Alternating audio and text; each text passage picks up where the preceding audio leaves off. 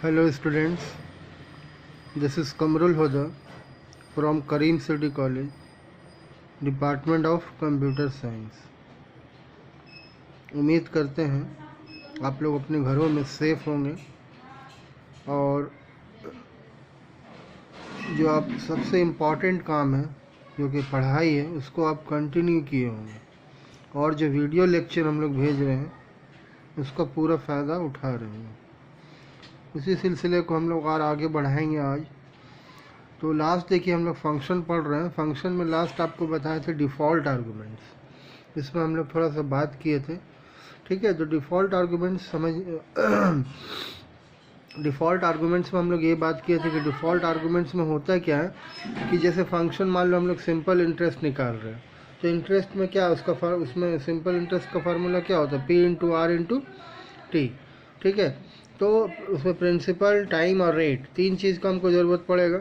तो यहाँ पर हम लोग अगर मान लो इंटरेस्ट निकाल रहे हैं, ठीक है, सिंपल इंटरेस्ट, तो यहाँ पर फंक्शन एक ले लिया इंटरेस्ट करके, उसमें एक आर्गुमेंट लिया प्रिंसिपल अमाउंट, दूसरा टाइम, तीसरा रेट। तो यहाँ पर देखिए पहला आर्गुमेंट है प्रिंसिपल, दूसरा टाइम, तीसरा रेट। रेट में एक वैल्यू असाइन कर दिया। तो बेसिकली ये जो वैल्यू असाइन हो रहा है this is all about default argument, इसी को बोलेंगे जिसके साथ हम वैल्यू असाइन कर देंगे।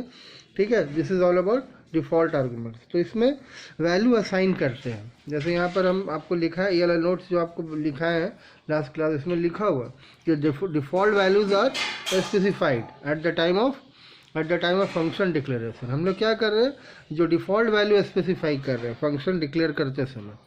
ठीक है, तो दिस इज़ ऑल अबाउट, यहाँ पर इसी को हम लोग बोल रहे डिफ़ॉल्ट आर्गुमेंट्स। तो ये कैसे काम करता है उसको समझने के लिए हम लोग एक प्रोग्राम लिखे हैं। देखिए यहाँ पर प्रोग्राम में यहाँ पर बात कर रहे हैं कि क्वेश्चन क्या है, WAP in C++ to using default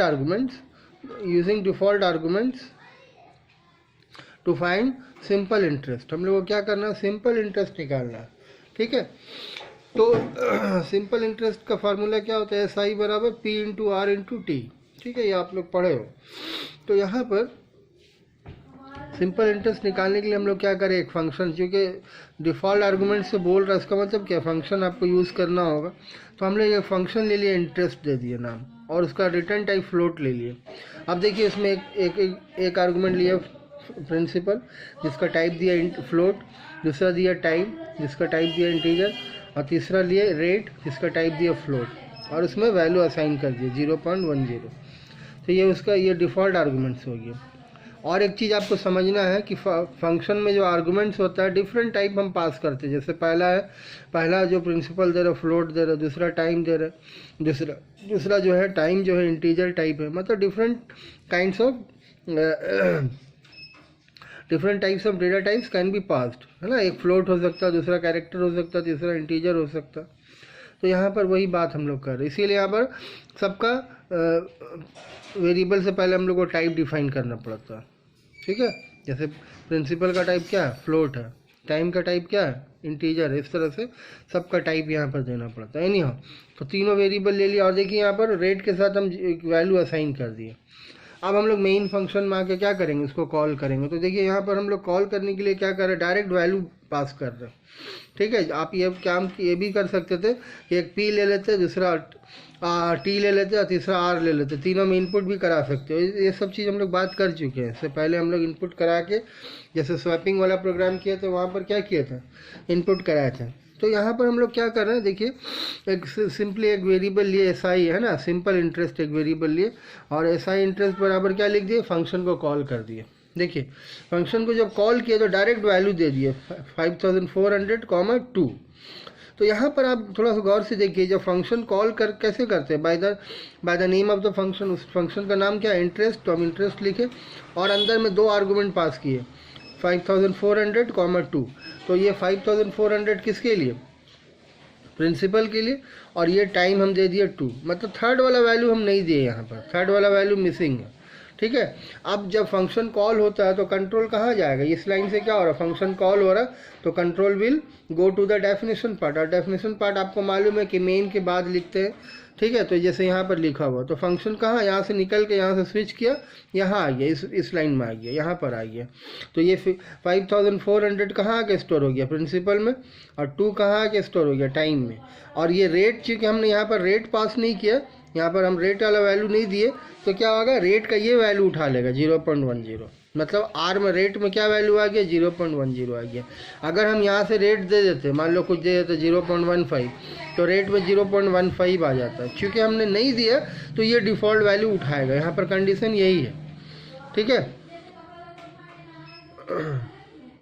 बात समझ में आ रहा, तो ये रेट में आ गया ये वैल्यू, जो चूँकि हमने नहीं दिया तो ये 0.10 उठा लिया। अब क्या हो रहा, अब अंदर में आके क्या हो रहा, देखिए यहाँ पर है ना, ये हम निकाल रहे, तो कैसे निकलता है, simple interest principal into time into rate. हम तीनों को मल्टीप्लाई कर दिए, और मल्टीप्लाई करके क्या निकल रहा हो रहा, ऐसा ही निकल रहा, और इसको रिटर्न करा दिए, ठीक है। तो तीनों को जब हम ये कर रहे हैं, मल्टीप्लाई कर रहे हैं, तो ये रिटर्न जब हो रहा, रिटर्न हो रहा कहाँ पर जाके स्टोर हो रहा, तो जब देखिए इस लाइन से आया था, तो जब रिटर्न हो रहा तो कहाँ जाएगा, इसी लाइन में आ रहा, और ये कहाँ स्टोर हो रहा, एसआई इंटरेस्ट में, ठीक है। मतलब जब फंक्शन कॉल कर रहे तो 2 वैल्यू लेके आया, लेकिन जब रिटर्न हो रहा तो 1 वैल्यू लेके जा रहा, principal into time into rate, मतलब 5400 इंटू 2 इंटू 0.10। इसको आप कैलकुलेट करके देखिएगा, इसका वैल्यू आएगा 1080। तो जो वैल्यू मेरा निकल रहा है ना, सिंपल इंटरेस्ट जो निकल रहा है वो क्या आ रहा है, 1080, वो रिटर्न हो रहा। तो रिटर्न हो जब रिटर्न हो रहा तो उसको रोकने के लिए हम क्या लिखे हैं यहाँ पर, एसआई इंटरेस्ट, मतलब ये फंक्शन क्या कर रहा है, वैल्यू रिटर्न कर रहा। तो रिटर्न जो कर रहा है उसको कहाँ स्टोर कर रहा है, क्योंकि वो वैल्यू मेरा सिंपल इंटरेस्ट है, इसलिए एक वेरिएबल ले लिया, एसआई इंटरेस्ट लिखा, सिंपल इंटरेस्ट, ठीक है। तो 1080 कहाँ स्टोर हो गया, एसआई इंटरेस्ट। अब इसको प्रिंट कर दिया, simple interest is equal to SI interest. तो एसआई इंटरेस्ट में की वैल्यू क्या मिलेगा, 1080, और प्रोग्राम एंड हो गया। तो प्रोग्राम जब रन कीजिएगा तो सिंपली आपका आंसर क्या आएगा, simple interest is equal to 1080। तो दिस इज ऑल अबाउट कि आप लोग कैसे यहाँ पर डिफ़ॉल्ट आर्गूमेंट का यूज़ कर रहे हैं, ठीक है। तो बहुत सिंपल है फंक्शन, हम लोग अभी तक बहुत सारे प्रोग्रामिंग किए फंक्शन में, ठीक है। तो आपको ज़्यादा दिक्कत नहीं होगा, अगर आप इससे पहले वाला प्रोग्रामिंग सब किए हो तो आपको इसमें ज़्यादा दिक्कत नहीं होने वाला। एनी हाउ, अगर कुछ प्रॉब्लम रहता भी है तो बहुत ज़्यादा घबराने वाली बात नहीं है, उसको आप अंडरलाइन करके रखिए, फिर हम लोग उसको डॉट्स वाला भी क्लास देखेंगे, ठीक है। उम्मीद करते हैं समझ में आया होगा, ठीक है। Okay, thank you.